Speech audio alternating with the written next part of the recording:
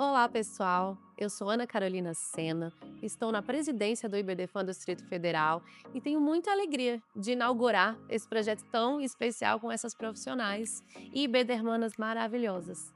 Apresento a vocês a doutora Tatiana, que é presidente da Comissão de Relações Institucionais e Governamentais do IBDFAN DF, doutora Fabrícia, que é vice-presidente da Comissão Multidisciplinar do IBDFAN do Distrito Federal. E o tema que a gente vai falar aqui hoje, gente, é um tema que gera bastante polêmica, bastante dúvida e que faz parte do dia a dia da nossa sociedade e dos conflitos em relação às crianças, nos casos de divórcio, na hora de regulamentação da guarda, convivência. Vamos iniciar falando um pouquinho dessa diferenciação: guarda, convivência e autoridade parental. Gente, autoridade parental são aquelas atribuições, funções inerentes à paternidade ou maternidade, ou seja, são aquelas obrigações e direitos pelo fato de você ser pai ou você ser mãe. O nosso código ele traz um rol exemplificativo dessas atribuições e dentre elas está o exercício da guarda. E aí, o que que é guarda? A gente vai falar muito isso agora, hoje, nesse nosso episódio, porque de fato é algo, esses conceitos são confundidos até nos nossos processos. Imagina para os nossos clientes a confusão que não dá. Então, a guarda é o exercício cotidiano, a gestão da vida daquela criança ou daquele adolescente. E o regime de convivência, anteriormente chamado como visitas, é aquele período com que cada genitor, pai ou mãe, vai ficar com aquela criança. A guarda, gente, hoje no nosso ordenamento jurídico nós temos duas modalidades: a guarda unilateral e a compartilhada. E hoje a gente vai destrinchar a guarda compartilhada. Por quê? Porque hoje ela é a regra no nosso ordenamento jurídico. Se ambos tiverem aptidão para exercer a guarda e vontade de exercer a guarda, o nosso Código Civil fala que ela tem que ser aplicada nos processos judiciais. O nosso primeiro mito que a gente trouxe é: a guarda compartilhada serve para todos os casos? A gente primeiro precisa saber como é que esse ex-casal é. Eles conseguem conversar? Dar bom dia, dar boa tarde, falar: "Ai, hoje a aula do menino não vai ser de tarde, você pode ficar com ele? Ah, não, hoje o dentista mudou de horário, você pode levar?".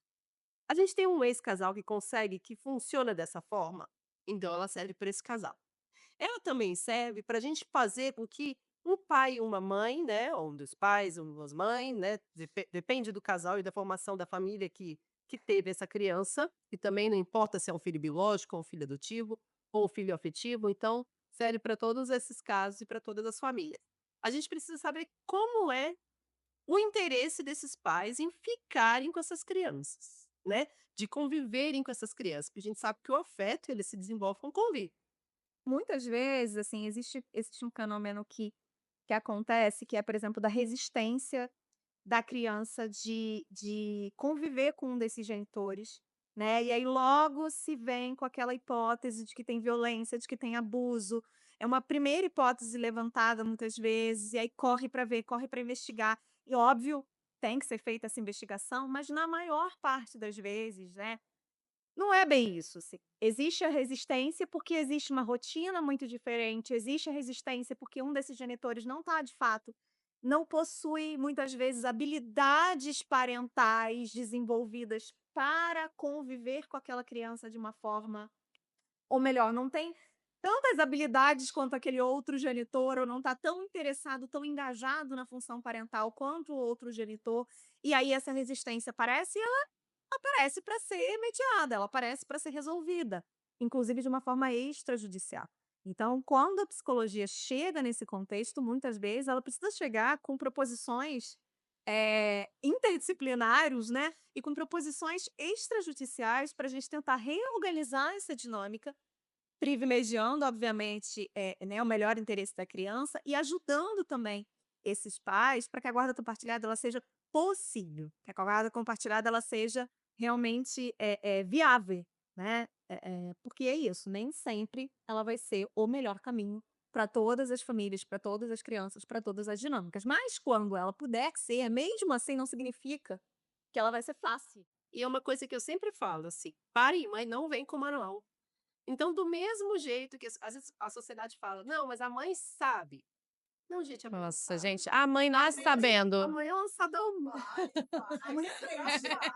E ela vai deitar. Não sei se ela vai aceitar, não sei se ela vai errar. Exato. E eu acho assim que esse posicionamento é muito né, social e até aceito, porque a gente não deixa, às vezes, os homens se lançarem ao mar também, né? Porque Exato. assim, eu vou fazer, porque eu que sei cuidar, que eu isso e eu aquilo. Nós, como mulheres, às vezes, a gente até tropeça e acaba fazendo uma coisa dessas. Então, é todo aquele trabalho de chegar para aquele casal e falar: olha, você vai errar, você vai errar, você vai acertar, você vai acertar. E nos erros vem os acertos e vocês vão se descobrindo. E é uma delícia, é isso. É importante também, em relação ao trabalho do psicólogo, a gente deixar claro que os advogados, nós advogados, não temos a expertise para atender a demanda psicológica do cliente, né. Existe uma que aí já entrando em um mito até, que a gente não tinha previsto, mas importante a gente destacar, o mito do advogado familiarista ser psicólogo. O advogado familiarista não é psicólogo, né. Eu sempre quando o cliente vem, e fala: "Não, você está acostumada, né, porque advogado familiarista é um pouquinho psicólogo". Não gente, a gente não é nem um pouquinho psicólogo. A gente acolhe a demanda, a gente ouve, a gente tem essa obrigação de ouvir, de acolher a demanda, mas nós temos uma obrigação também de encaminhar para o profissional da psicologia quando a gente averiguar que é necessário. Eu sou aquela que eu acho que é sempre necessário. Então, eu sempre recomendo os clientes, principalmente que vão passar por um processo tão difícil e doloroso, como a guarda dos filhos, por exemplo, que eles procurem um profissional da psicologia, até mesmo para auxiliar o nosso trabalho jurídico. Porque se a gente tem um cliente com a cabeça no lugar, um cliente com esse auxílio do profissional, ele fica mais fortalecido para a gente fazer o nosso trabalho, né, com a colaboração dele, né, para que ele desempenhe na via extrajudicial, na vida cotidiana, de forma mais centrada o exercício daquela parentalidade e essa gestão do conflito com a outra parte, que um processo não é fácil, né, gente. Minimizar os conflitos, né? Então, Exatamente. cada um sabe do seu papel e do que é capaz, está com a cabeça boa e está focado de que eu quero fazer isso, eu quero ser pai, eu quero ser mãe. E o direito ele está aí para formalizar esse poder dever de ser pai, esse poder dever de ser mãe. Então, nada como atuar junto com vocês. E trazer um pouco mais dessa consciência, do que eu posso resolver e o que eu devo resolver do ponto de vista judicial, né, porque eu preciso, eh eh, deixar muito bem amarrado ali, muito bem sustentado e amparado juridicamente, e o que eu posso e preciso resolver, por meio da comunicação, por meio de uma comunicação não violenta, né, eh eh, trazendo sendo consciente dos meus deveres em relação àquela criança no cotidiano, de quais são os meus limites e as minhas possibilidades. Então, quando a gente consegue, eu converso muito com as duplas parentais, né, quando a gente consegue desenvolver uma coparentalidade, mais saudável, né, eles inclusive nem precisam ficar se comunicando tanto. Quando a gente consegue fazer acordos de convivência entre a dupla parental bem amarradinhos, eles não precisam ficar se falando toda hora, né, cada um já sabe qual é o seu papel, cada um já sabe qual é o seu papel, cada um já sabe qual é, né, a sua função ali, o seu lugar, o seu horário, né, o seu momento de entrar e sair, o que que é inegociável, o que, né, naquela o que que os 2 precisam decidir juntos, o que que cada um tem autonomia para decidir quando a criança estiver, né, na casa de cada um, enfim. Então tudo isso facilita, a vida da criança, principalmente, que não fica naquele campo de tensão, constante entre 2 adultos que, na maior parte das vezes, estão desorganizados emocionalmente. Exatamente. E dando um exemplo muito rápido, eu atendi uma cliente ano passado que ela já estava sendo representada por outro advogado e aí me contratou para atuar no processo. Gente, quando eu fui olhar o processo, sabe aquelas petições de 15 páginas, assim, sucessivas? Ou seja, acabou que a profissional a advogada escrevia tudo o que a cliente queria. A cliente estava totalmente desestabilizada psicologicamente, então aquilo para o judiciário, para o assessor, para o juiz, já ó, você podia escrever que ele não ia ler nada. Então o que que a gente começou a desenvolver um trabalho de, juntamente com a psicóloga que atendia e comigo, de analisar toda a comunicação que eles trocavam, uma comunicação objetiva, que é isso.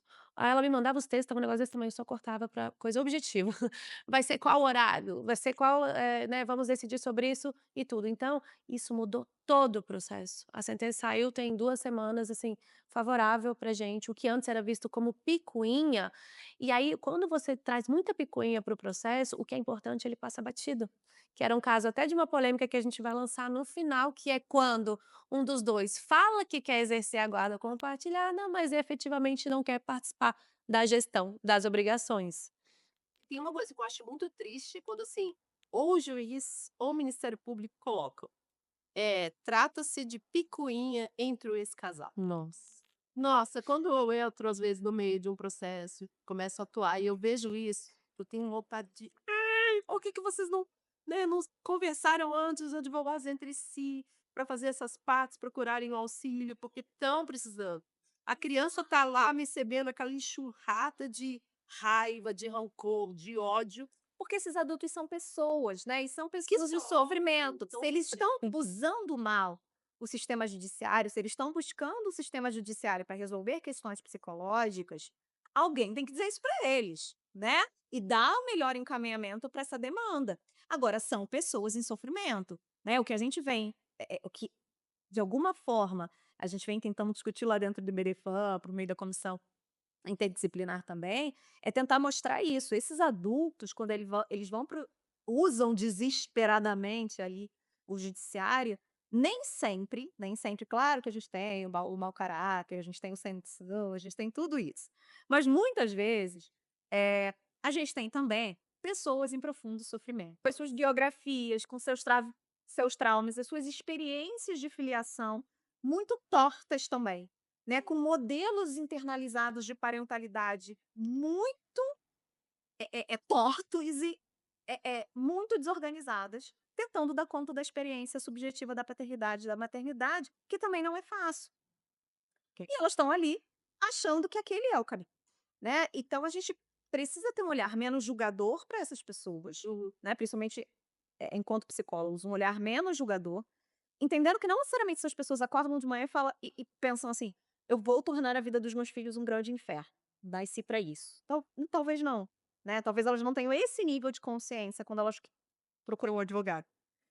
E que a gente precisa confrontá-las com as escolhas que elas estão fazendo e que essas escolhas estão afastando elas do principal objetivo delas, né. E aí a gente vai fazendo esse trabalho conjunto de confrontar, de trazer visibilidade, de achar e de apontar caminhos melhores, caminhos que de fato vão chegar na resolução do problema, protegendo essa criança, que também é o nosso principal objetivo, né, proteger essa criança desse caso. Perfeito.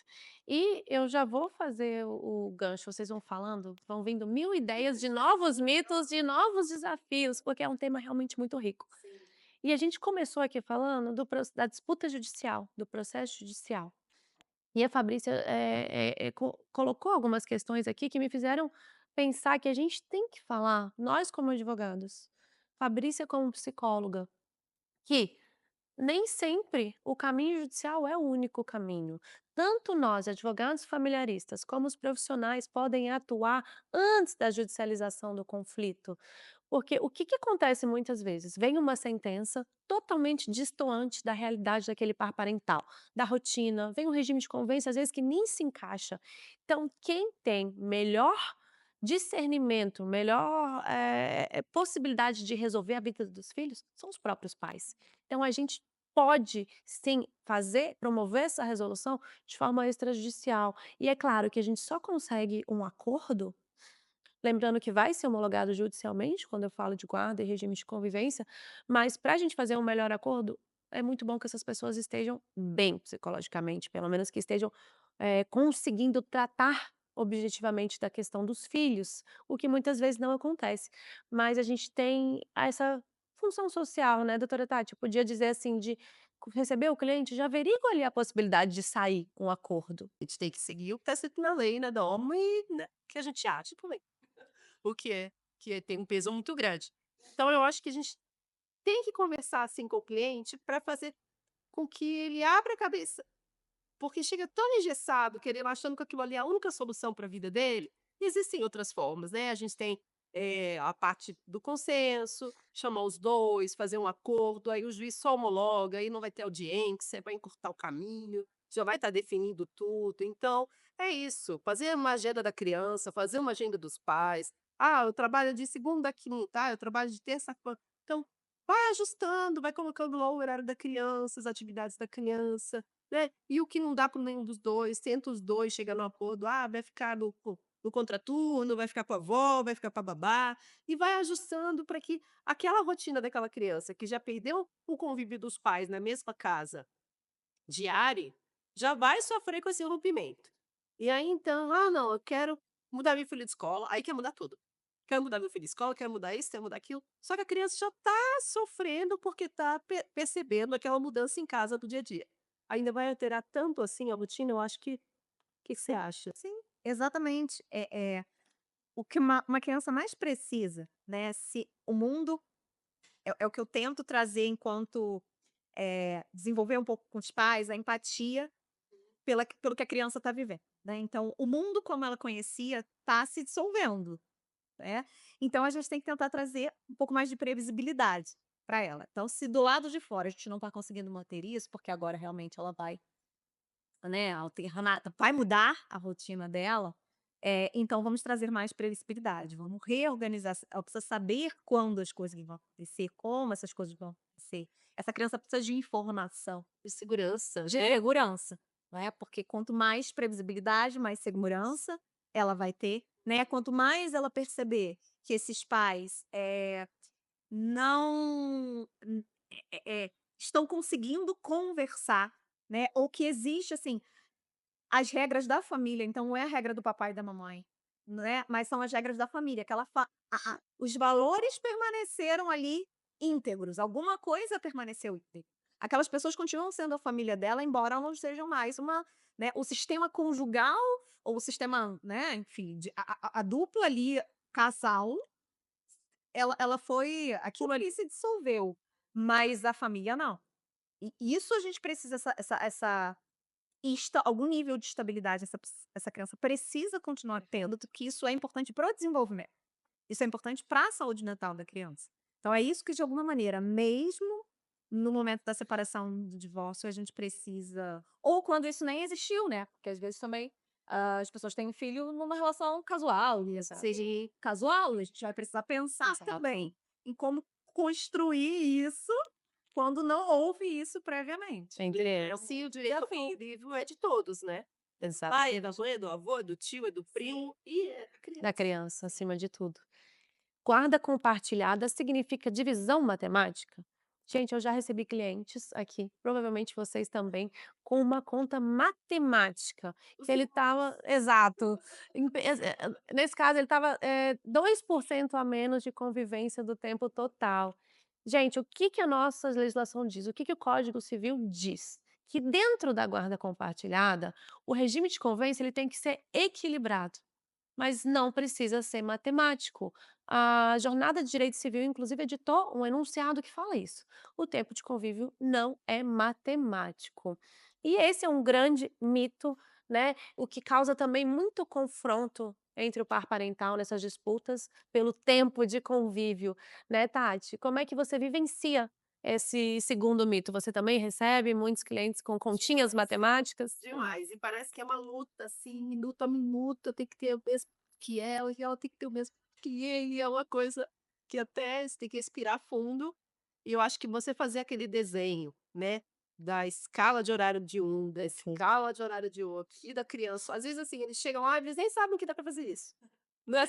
Aí Perfeito. fala assim: "Nossa, é verdade, eu não posso me comprometer com isso, porque esse horário eu tenho reunião do grupo, de gestores, de gerentes, isso eu não posso me comprometer por conta daquilo". Eu falei: "Então, o senhor queria ficar com as quintas, sendo que as quintas o senhor tem esses compromissos profissionais inadiáveis.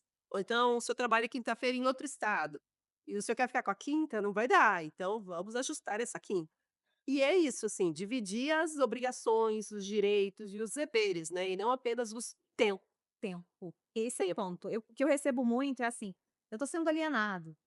Normalmente existe uma preocupação e às vezes até um medo, hã, infantil mesmo, sabe. Eu costumo dizer, quando eu tô entre colegas psicólogos, eu falo assim: "Gente, às vezes eu vejo a criança ferida naquele pai, naquela mãe". Perfeito. Sabe, assim, uma insegurança de perder o amor daquele filho. Então o que eu costumo dizer é o seguinte: "O que que você faz nesse tempo que você tem?". Como é que você está construindo memórias afetivas, né, com a sua filha, com o seu filho?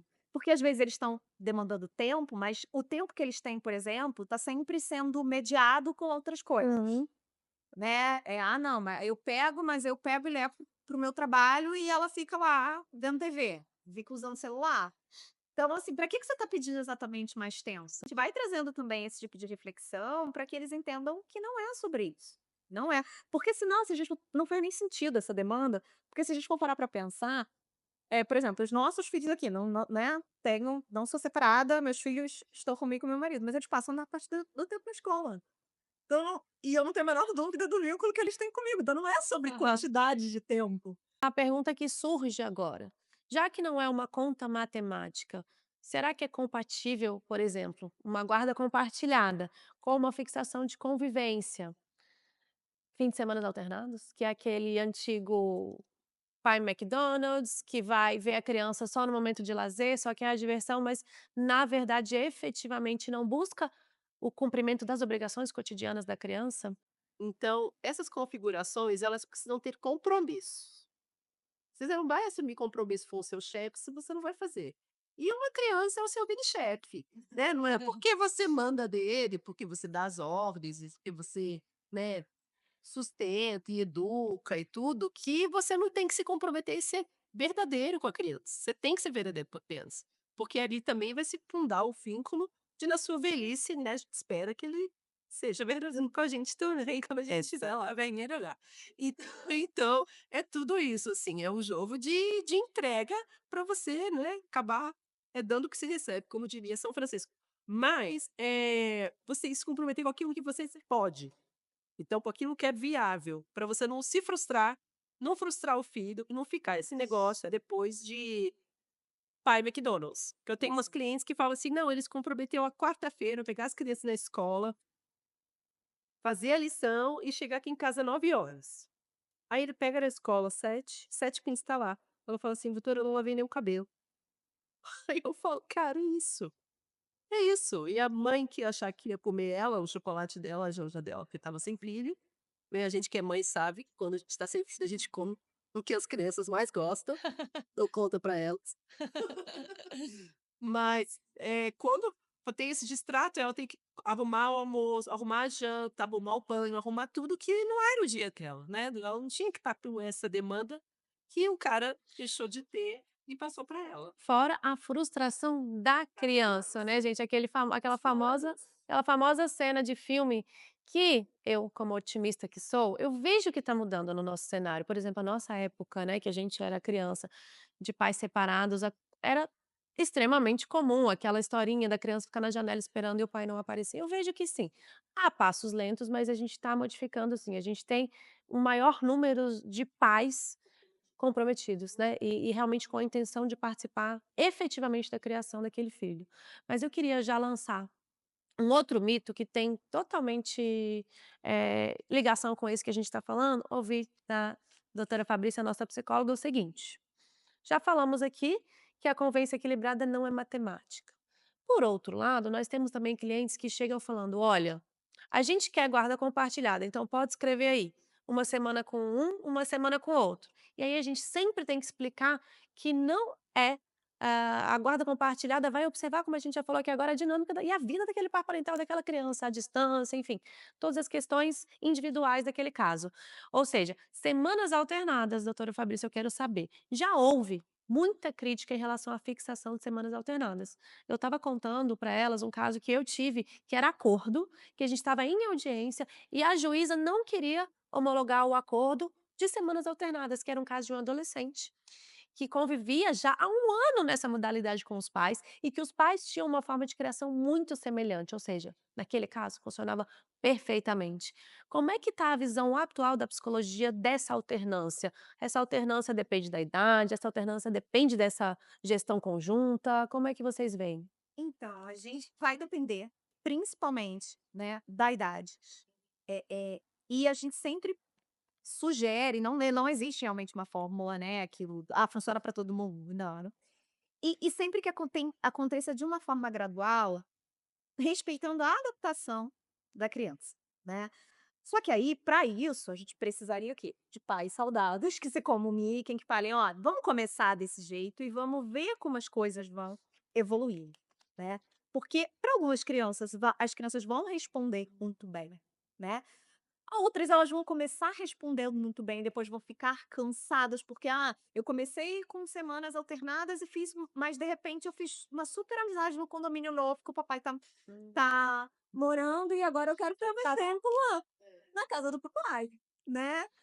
Ou eu não quero ficar tanto tempo sem ir para casa do papai, então eu quero passar a ficar 3 dias na mamãe e 3 dias no papai. E o que impede disso acontecer? Nada, além dos próprios pais. Né, então quando a gente faz, por exemplo, os planos de parentalidade, a gente deixa esse espaço exatamente para flexibilização do acordo, tá. De que a gente combina de rever daqui a um mês, a gente combina de rever daqui a 3 meses, 2 meses, porque isso pode acontecer. A gente estabelece alternada, semanas alternadas, mas com essa possibilidade, se a criança for um pouquinho mais velha e se esses pais forem um pouquinho mais flexíveis, de fazer, né. A psicologia ela não tem uma opinião, tão rigorosa a respeito disso, porque o ideal é que realmente tanto se adapte às possibilidades logísticas desses pais e aquilo, eh eh, e que de alguma forma minimize os prejuízos, da separação para a criança. Porque ela é sim, né, ainda que super desorganize a vida dos adultos na separação, o elemento mais vulnerável sempre é a criança que não escolheu a exato, né. Quer complementar, Tati? Eu tô aqui Você já teve pensando. situações de convivência semanal alternada? A jurisprudência tem denominado, nesse caso, guarda compartilhada, que não se confunde com a guarda alternada, que nem tem previsão no nosso ordenamento jurídico. A guarda compartilhada é a gestão conjunta e, nesse caso, a gente está falando de uma alternância semanal da convivência. Você tem casos semelhantes que realmente funcionaram? Mas com adolescentes, Uhum. né, porque daí eles não têm aquele negócio de: "Ai, eu quero dormir com a mamãe, ai, eu quero dormir com o papai". Então eu acho que é mais fácil isso, mas esse papo agora me fez lembrar do primeiro semestre de faculdade, né, quando a gente estudou lá o fato, valor e nó. Se existe esse fato, é um caminho do judiciário e da norma prever isso, já já. Então, e quanto mais a gente vai encontrando, a gente vai colocando nas petições, né, e vai formalizando isso.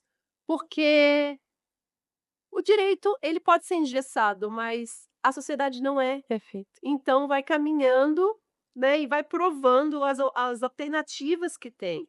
E se aquela família já está, sei lá, os pais estão separados há um ano de fato, né, não fizeram ainda divórcio, não homologaram o divórcio, não fizeram nada, mas de fato eles estão há um ano já convivendo, cada um na sua casa, então a criança já tem aquela rotina, já sabe que às segundas, quartas e sexta é o pai que busca, terça com tem a mãe que busca, que sábado vai na casa da avó materna, que domingo vai na casa da avó paterna. Já tá convivendo com aquilo. Às vezes passa 15 dias com um, porque, né, a gente tem muitos ex-casais que viajam uma semana, aí no outro viaja na outra semana, e tem muito cliente, por exemplo, de banco, então eles viajam muito, então passa uma semana fora. Passar uma semana fora, era a semana do pai? Era. O pai tá aí? Não. Fica mais, Sim. né, isso não tem que ser uma briga. E eles têm que ter a maturidade para resolver essas questões que é impossível que um papel tenha, que um acordo ou uma sentença tenha todas as situações que vão ocorrer no dia a dia, então o mínimo de ajuste eles vão ter que ter maturidade de resolver. É, não é um guarda-chuva que vai proteger de tudo, né. Geralmente vem uma gota ou outra que a gente não consegue estar protegido pelo que está escrito naquela sentença homologada daquilo que a gente tem que seguir. Então é isso, o dia a dia vai adaptando, de modo com que consiga efetivar, que eu acho que é o mais importante, para não ficar só um negócio pregado na parede, né, Exatamente. e ninguém cumprir e frustrar todo mundo e ficar com raiva, porque você acaba ficando com raiva, né. Uhum. Daquilo que não é aquele negócio, é o que é combinado não sai caro. Essa cara, Então, exatamente. é por isso. E aí eu já engato em 2 outros mitos em relação à guarda compartilhada. O primeiro é bem polêmico, que é lar de referência. A gente tem visto muita polêmica em torno do lar de referência. O que é o lar de referência? O lar de referência é aquele lar onde a criança ou adolescente vai exercer a maior parte da rotina dele. Mas, gente, o lar de referência não está na legislação. Foi uma construção da doutrina, que foi muito bem incorporada nos tribunais de todo o país. Então, hoje a gente tem um problema, que é o lar de referência sendo utilizado como disputa nessa hierarquia, nesse jogo de quem ganha mais, de quem convive mais ou de quem é mais amado. Então, eu tenho visto um desafio grande, mas eu insisto, eu sou persistente, nos casos que não existe a necessidade de fixação de um lar de referência, e o judiciário ou o Ministério Público continua falando que tem que ser fixado. Lembrando que a guarda compartilhada, a legislação determina que tem que ter uma cidade base e moradia, mas ela não fala nada em lar de referência. E eu dou exemplo, esse exemplo que eu dei para vocês mesmo, era um adolescente que convivia semanas alternadas com os pais e estudava em escola pública, ou seja, não tinha nem pensão alimentícia.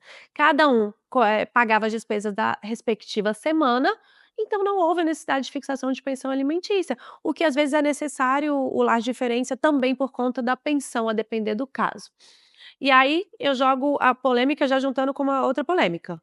É possível o exercício da guarda compartilhada em cidades distantes ou até em países distantes?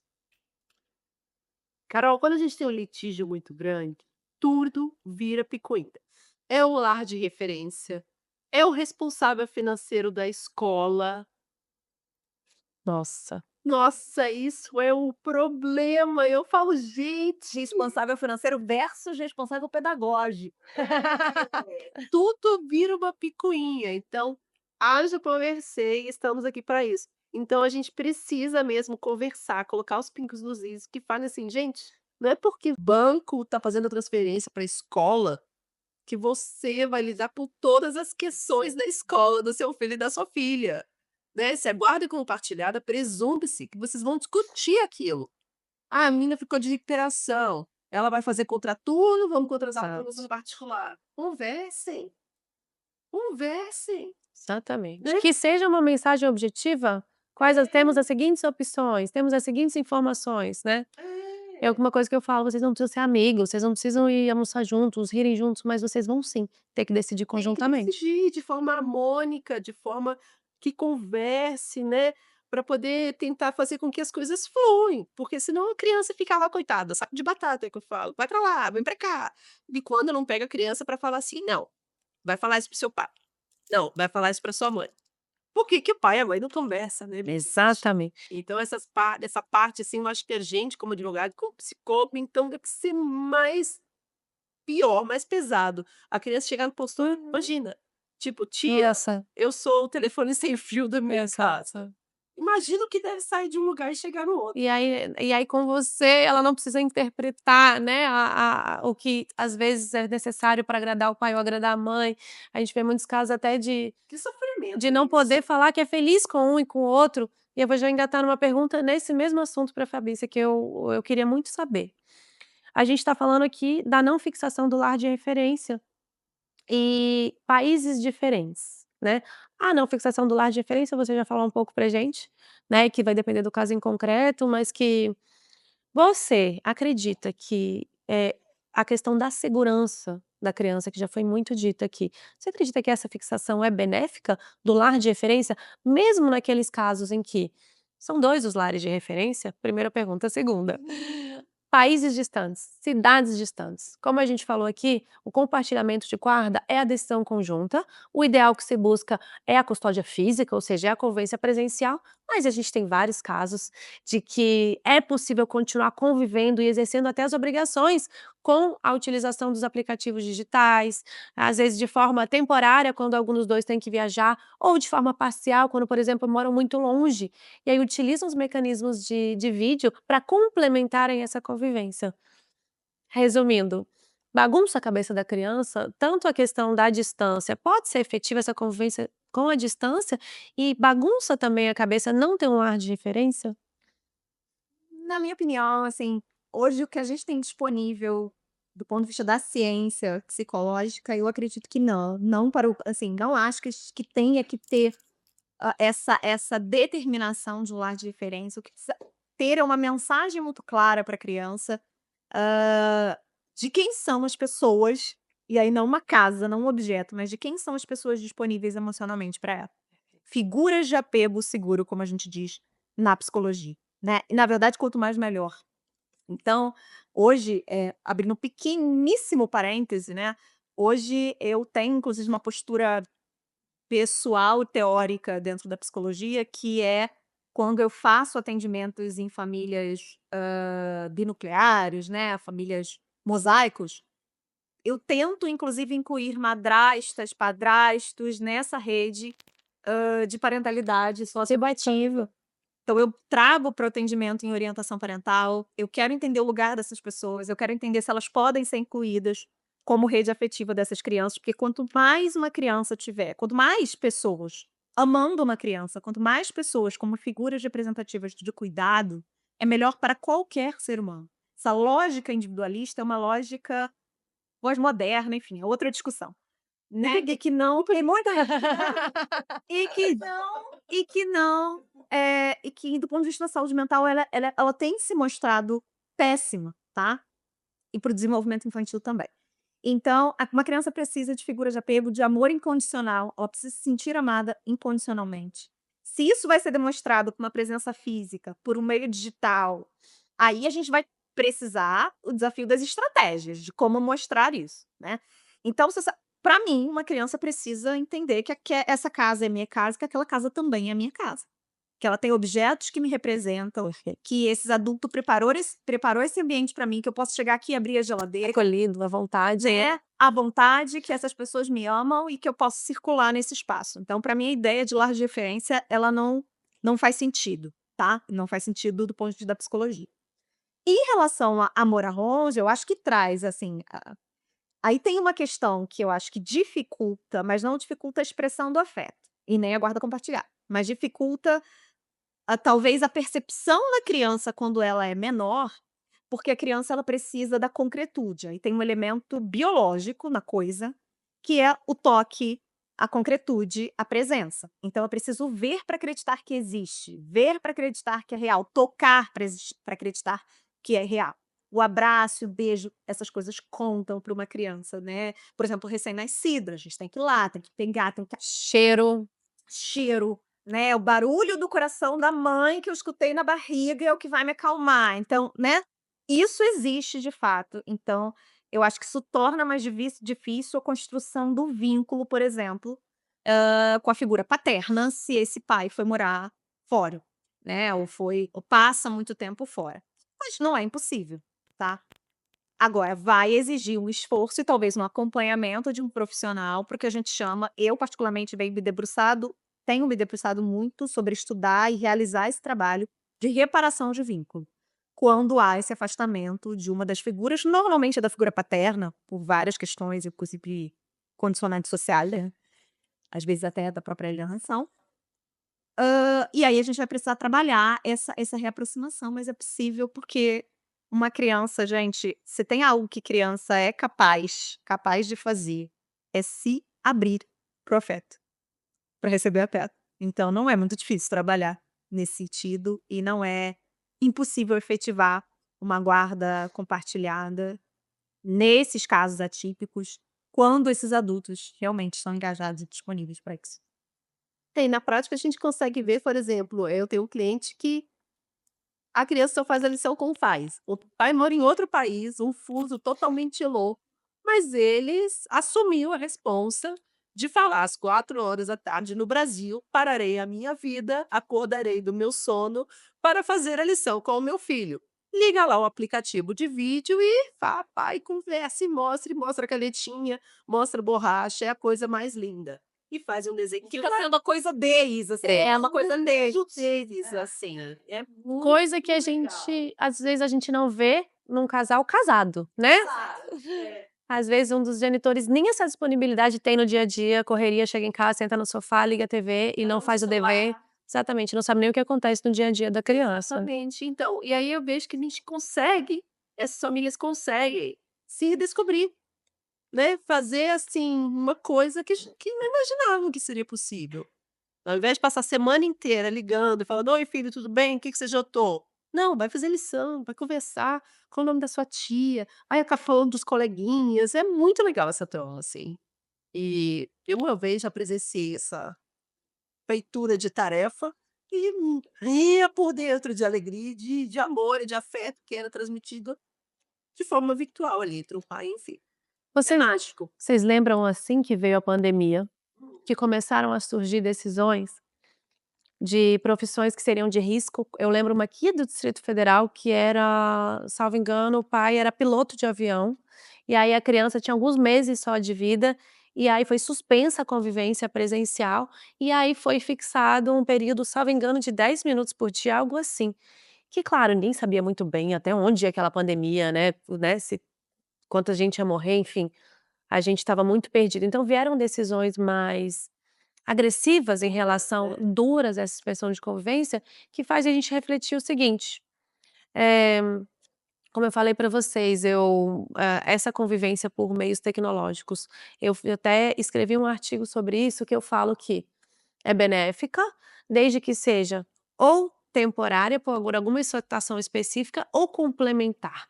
No caso de distância, que seja complementar ao à convivência presencial, porque convenhamos, né, gente, um bebê de 2 meses, 3 meses primeiro, criança com idade tenra não consegue ficar no aplicativo de vídeo por muito tempo, né. Concentrada ali. Exatamente. Então, como a ministra Nancy disse numa decisão dela, que era uma fixação em países diferentes.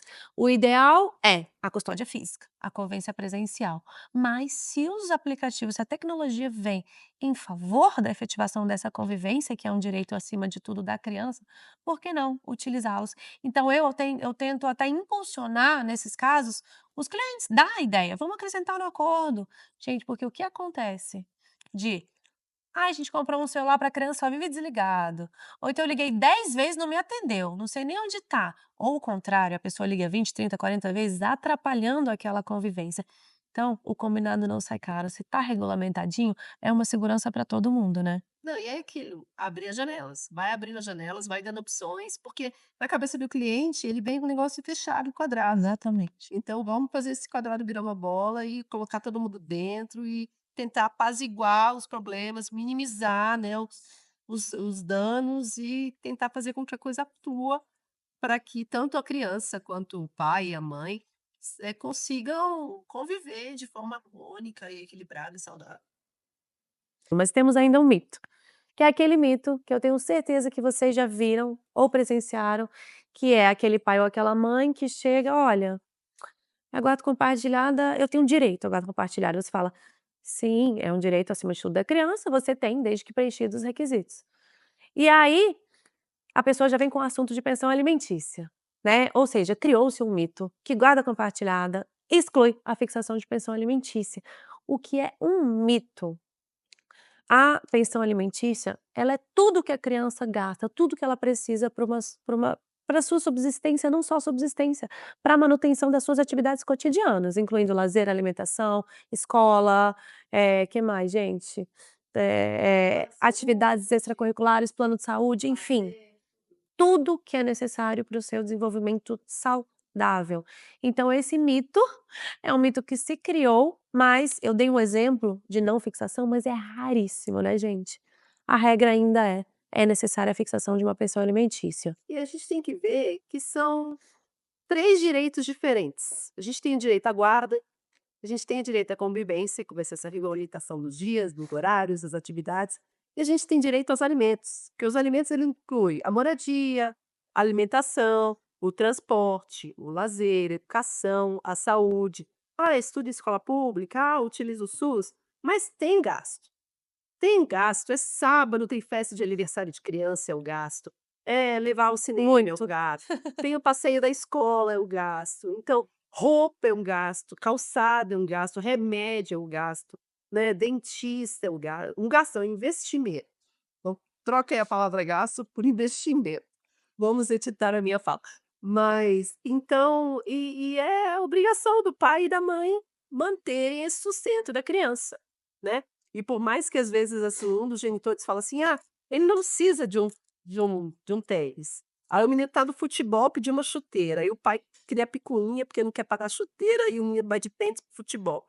Aí, né, e começa assim, e apesar de eu não ser do campo do direito e poder falar muito pouco sobre as questões legais da pensão, eu me sinto Amiga, mas você tem filho, você sabe o tanto que custa. eu me sinto confortável para falar da carga mental e da economia do cuidado, porque quando você fala da chuteira, é assim, quem é que tá lá e aí pode ser o pai ou a mãe, tá? Quem No é que tá lá no front. cotidiano para falar assim: "Meu Deus, tá doendo, eu não isso aqui não cabe mais em mim.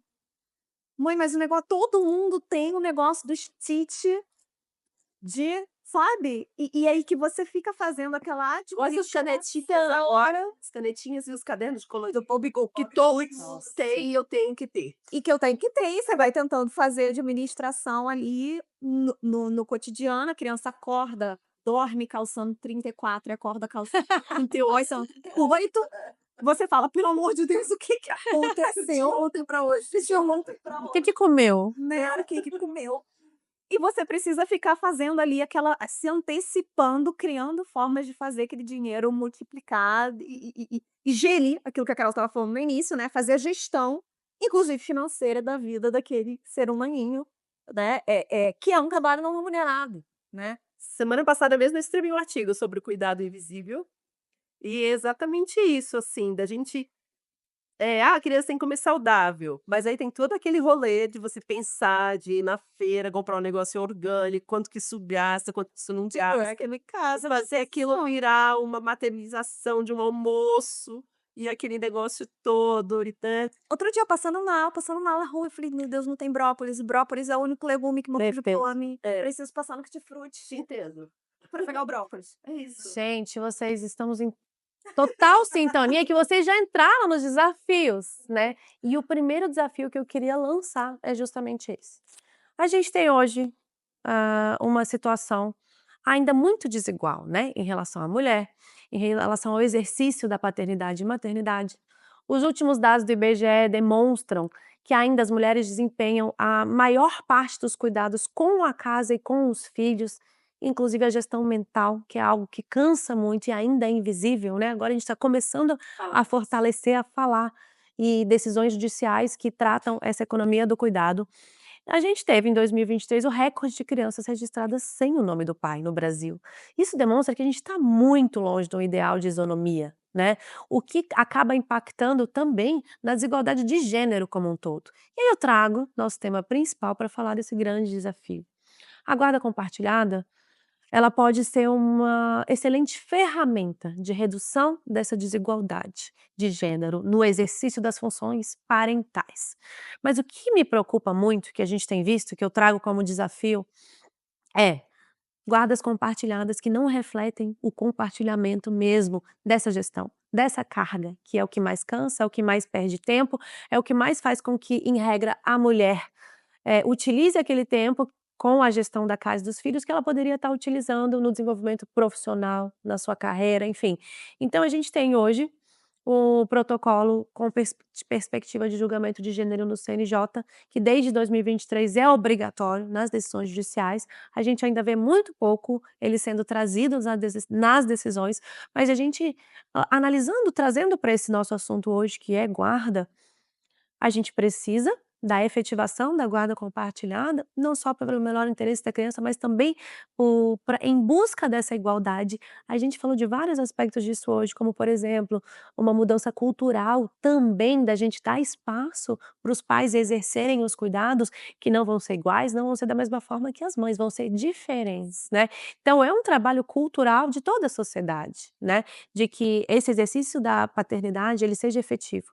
E eu vejo a guarda compartilhada como uma ferramenta de fazer isso acontecer, mas tenho me preocupado com aqueles casos que eu vejo de acordos que não refletem essa gestão cotidiana. Aquele caso que eu trouxe para vocês, quando veio o estudo psicossocial e quando veio a possibilidade de colocar no acordo o dia a dia, a terça e quinta, atividade extracurricular, a outra parte falou: "Não, assim não dá para mim". Porque é isso, eu quero a guarda compartilhada porque é algo que eu tenho direito, mas você efetivamente vai compartilhar?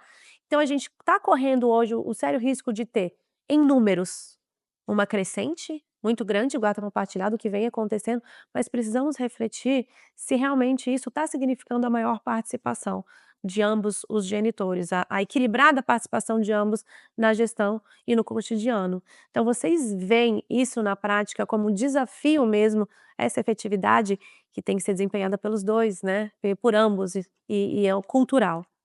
Na teoria vai estar a guarda compartilhada e na prática vai ser uma unilateral, né. Então o que a gente vê é, por exemplo, assim, em muitos ex-casais até funciona, aquilo foi estabelecido por 1, 2 semanas. Mas aí começa a ficar cansativo para quem está acostumado com aquilo. E aí o que fazer, né, o que fazer? Porque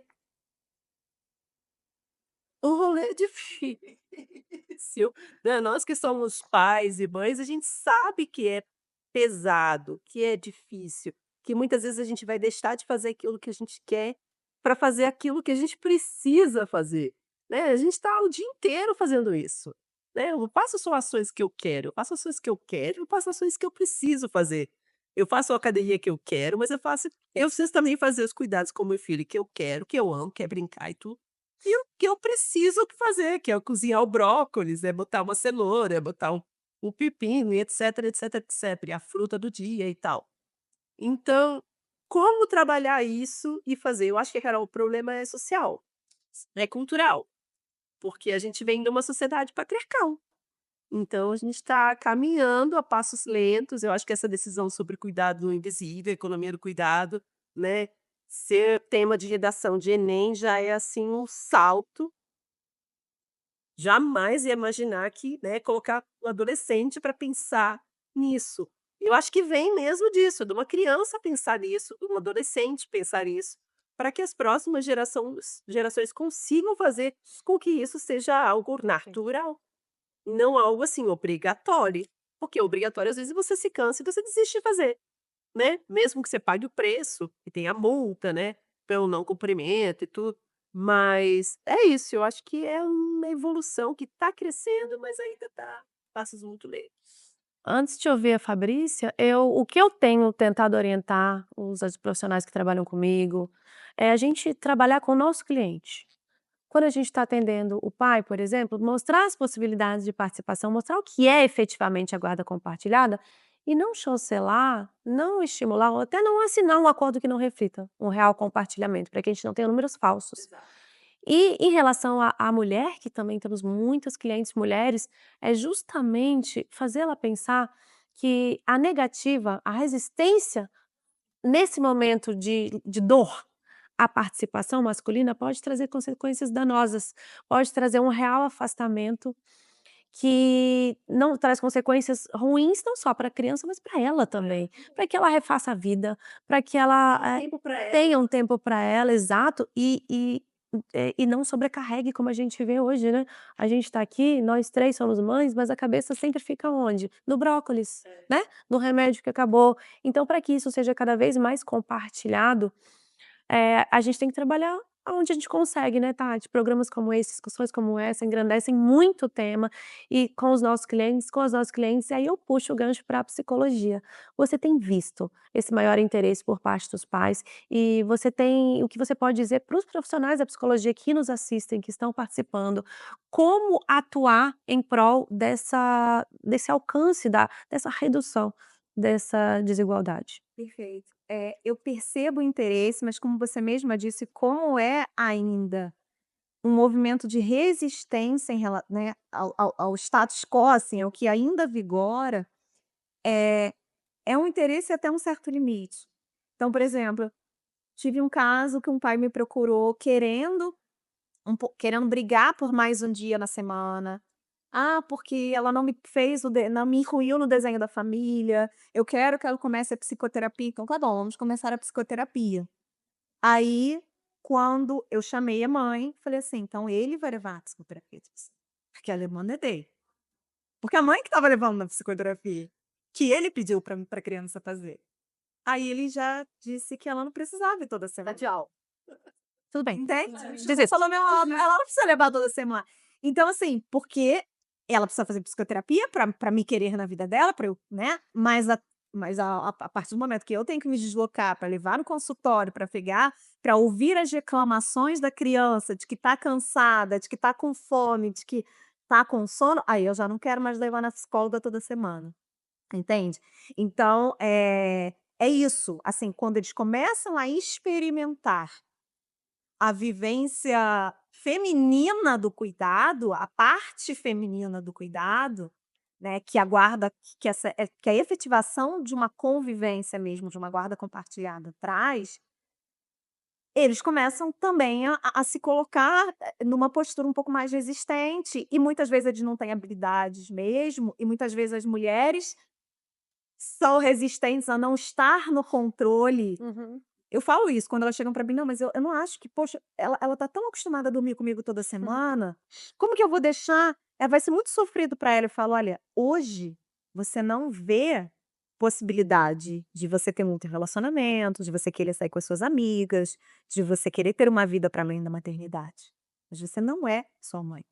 E você não é nem justo com a sua filha que você só fique nesse papel, porque depois você vai cobrar dela toda essa devoção e todo essa lógica de maternidade sacrificial, você vai cobrar dela, sabe? Sim. Não é justo, não faça isso, Perfeito. né? Então, de alguma maneira, eu tento trazer esse nível de reflexão e de conscientização também, para que essa criança possa estar nesse lugar de criança que tenha um pai também, que tenha um pai responsável. A gente no consultório, eu acho que precisa ser esse lugar também de olhar clinicamente para esse fenômeno que sobrecarrega as mulheres quando o assunto é maternidade. Mas existe ainda uma grande resistência, inclusive, gente, parênteses aqui também, que pode ser um tema de outro debate, tem crescido muito nas redes sociais, eu não sei se vocês estão acompanhando, influencers de maternidade de mulheres, tipo Bela Recatada do Lar, assim, Aham. né? Já vi algumas. Uhum.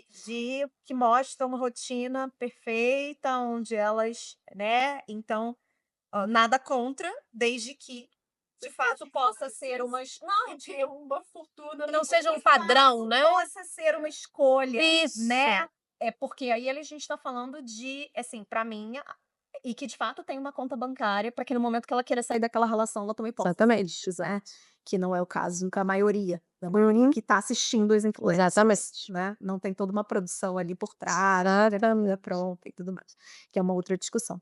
Então, quando a gente é colocada nessa posição, né, onde a gente só tem uma opção, que é muitas vezes onde nos colocam quando a gente assume a maternidade, é um lugar muito perigoso, é um lugar de vulnerabilidade, enfim, eu acho que a clínica também é um lugar que precisa questionar esse modelo. E é importante a gente encaminhar as mulheres para esse auxílio psicológico, né, Fabrícia, para que elas entendam os benefícios, né, de deixar o exercício também da paternidade, que elas se fortaleçam, que saiam desse lugar de culpa, de não, eu sou a mãe, eu que tenho que fazer tudo, né? É um desafio muito grande. Eu tive um caso também, gosto de contar causas, né, gente? Claro, preservando o sigilo das informações, mas eu gosto de contar, porque a gente traz para a vida real o que a gente conversa. Então, teve um caso de claríssima inaptidão de uma mãe no exercício da guarda, que a gente acompanhou aqui, assim, de realmente uma situação de risco para a criança. E mesmo assim, e era um pai exemplar. Sabe aquele pai que sabia, a quantidade de pasta de dente, a quantidade de comida que ela ia dormir, que a criança ia dormir mais pesada, a quantidade de comida que ela ia dormir mais leve, enfim, sabia detalhes da rotina daquelas crianças e mesmo assim, ela batia na mesa, chorava e falava: "Mas eu sou a mãe, como é que eu não vou ter a guarda?". Então, para que a gente contribua, a psicologia, eu vejo um papel fundamental para que a mulher também se fortaleça, para sair desse lugar de culpa, de permitir uma convivência equilibrada ou então até permitir um exercício de uma guarda unilateral para o pai, Sim. dependendo do caso em concreto. Sim, para que ela possa ter também essa possibilidade de escolha, né, enfim, eu até aproveitando o caso, mas aí eu vou contar o caso meu, né, que não sou separada, mas que me fez refletir muito. É raro, porque eu organizei toda a minha rotina, inclusive por conta das crianças, para trabalhar menos. É uma escolha minha, consciente, mas teve um dia que eu precisei, que eu realmente fiquei fora durante muitas horas, saí, sei lá, muito cedo, cheguei em casa muito tarde. E aí, quando eu cheguei em casa, meu filho estava transtornadíssimo, chorando, né, um comportamento que não é típico dele, mas ele tá transtornadíssimo, e aí ele virou pra mim, fui lá tentar acalmar, e ele: "Nunca mais faça isso", como se eu tivesse feito realmente uma coisa nada, o crime, Com crise. nunca mais faça isso.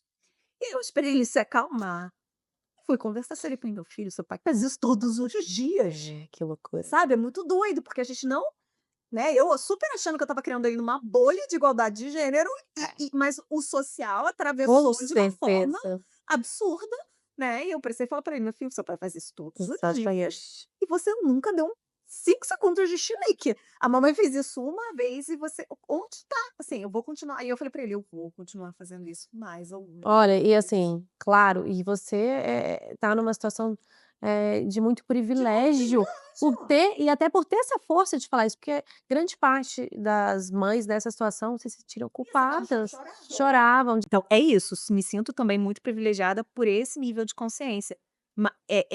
Mas também entendo que muitas mulheres precisam de algum nível de consciência para que não sofram tanto, porque ninguém está fazendo nada de errado. Perfeito. Saindo todo dia para trabalhar, entregando para o pai, deixando o pai dar banho, deixando o pai para colocar para dormir, dando mate à noite. O pai quer dar mate à noite, gente, quer dar Coca-Cola à noite. Ele que lute que a criança vai Sim. dormir. Que eu vou tomar mate toda. Mate à noite. Ele que lute que a criança vai dormir. Aham. E veja, uma postura dessa, uma questão simples, ela tem um poder de influenciar na relação futura dele, no que ele vai passar para os filhos dele e assim adiante. Então, de fato, é uma mudança difícil, né, uma mudança aos poucos, que a gente vê sim um progresso, mas que ainda temos muito que evoluir. A minha advocacia também veio junto com a minha maternidade e no início, às vezes, eu tinha que viajar para fazer audiência, eles tinha febre. Oh, gente. Febre. É. E ele levava no pediatra, o que que ele comeu? Saudade, mãe. Eu: "Era isso que E aí ele dói. queria mais ainda". E E aí assim, dói. e com algumas pessoas, desiste da advocacia. É. Meu filho não vai mais ter febre. Então é aquilo, ser persistente e também é o nosso sonho, né. Então assim, se a gente não tiver a nossa profissão, não estiver feliz e assim, para os clientes também vale essa máxima. Se você não está feliz, se realizando no seu dia a dia, né, tendo seu horário para malhar, tendo seu horário para ver os seus amigos, você não vai conseguir ter uma paternidade saudável, você não vai conseguir ter uma maternidade saudável. E assim, você não é só mãe, você não é só pai. Você é um ser humano que também está se construindo, está se descobrindo, né, agora como pai que mora sozinho, mãe que mora sozinha, que tá tendo que se redescobrir, às vezes aprender a cozinhar, às vezes aprender a passar uma roupa, ou então o menino vai pra escola pedir ajuda, não? amassado mesmo. Exatamente, pode pedir ajuda e, tá todo mundo aprendendo, então é isso. E que vem muito, com o que a Fabrícia falou, de tempo de qualidade, né. Você ter o seu tempo, e isso a gente entrando no nosso tema a guarda compartilhada efetiva, de verdade, proporciona isso. Da mãe e do pai, ter também o tempo para se desenvolver. Gente, o que também é exemplo para aquele filho, o exemplo arrasta. Vocês sabem da minha rotina louca com a minha bebê, a bebê congressista que vai nos congressos todos do IBDFAN. E claro que às vezes a gente fica reflexiva e eu penso, eu estar bem para estar com ela, eu estar feliz também profissionalmente, não só como mãe, mas como mulher, como profissional, e também passar o exemplo para ela, né, de determinação, de força, mas corroborando, retornando o que a Fabrícia falou, a mãe que também quer parar a vida para se dedicar, ela pode, né, a mulher ela pode estar onde ela quiser, desde que aquilo não seja um padrão, né, desde que essa cobrança que existe da mulher que se ausenta até dentro de casa, não aconteça mais, né, desde que aquilo não vire um padrão, desde que a mulher não seja obrigada, ainda que socialmente, a estar naquela posição de ser dona de casa e ser a maior cuidadora dos filhos, dos idosos, da casa e da gestão da vida dos familiares. Exato.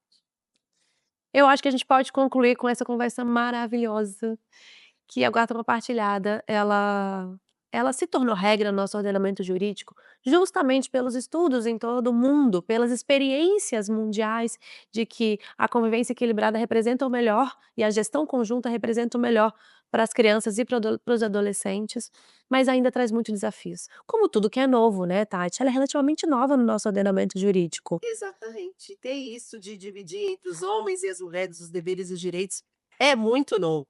Se a gente for olhar, né, a humanidade toda, sempre foi a mulher que ficava lá com a prole, a mulher que ficava lá cuidando com a casa. Então hoje isso está mudando e eu acho que para o futuro é o que melhor vai acontecer, porque todo mundo vai estar consciente, sabendo que não existe coisa de mulher e coisa de homem, coisa de mãe, coisa de pai, que existe coisa de ser humano, né. Quantas pessoas, por exemplo, é um casal, aí fica viúvo, ou fica viúva, vai ter que lidar do jeito, né, e a pessoa não está mais lá para você ter que dividir, para compartilhar e tudo. Então, é isso. Gente, eu queria agradecer demais, eu queria agradecer demais as 2 aqui hoje, doutora Tati, que é presidente da nossa Comissão de Relações Institucionais e Governamentais, doutora Fabrícia também, vocês tiveram uma disponibilidade, assim, rápida para participar, se entregaram e, gente, que conversa maravilhosa, né, quanto conhecimento a gente trouxe, quantas trocas de experiência que a gente trouxe, então foi incrível. E não posso deixar de agradecer nosso produtor, diretor do IBDFAN, advogado, que mais? Músico, me ajudem, porque são muitas atribuições, filósofo, poeta, fotógrafo, enfim, não cabem nesse programa todas as atribuições do nosso Dr. Brian, nosso diretor. O Brian fica Os créditos do Brian vão ocupar todo o tempo. Muito obrigada, Brian. Eu saio daqui muito feliz com esse primeiro episódio. Agradeço demais a vocês, foi maravilhoso e nos aguardem nos próximos episódios com novos temas atuais e polêmicos do direito de família e sucessões. Muito obrigada.